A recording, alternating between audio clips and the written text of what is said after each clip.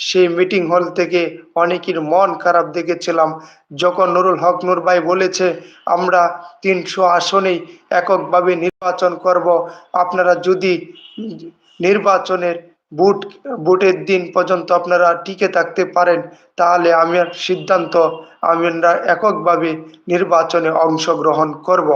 ইনশাল্লাহ সকল নেতাকর্মীরা বলেছে, হ্যাঁ আমরা ৩০০ আসনে নির্বাচন করতে চাই। আমরা আমাদের দলের ঢাক প্রতীককে নিয়ে মানুষের ধারে ধারে যাচ্ছি। এখন যদি আপনারা বিএনপির সাথে জোট করেন এবং 2 আসন সমঝোতা করেন, তাহলে আমাদের গ্রাম বাড়িতে মানুষ জুতা পিটা করবে, আমাদেরকে অপমান করবে।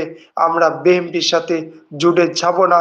আমরা এককভাবে নির্বাচন করে নুরুল হক নূরকে সংসদে পাঠাবো, আমরা কথা দিলাম। সেই কথা নেতা রেখেছে। নেতা কথা রেখেই ঘোষণা দিয়েছে ৩০০ আসনে প্রার্থী দেওয়া হবে, কারোর সাথে জোট নয়। গণ অধিকার পরিষদ বারবার বলে গিয়েছে একক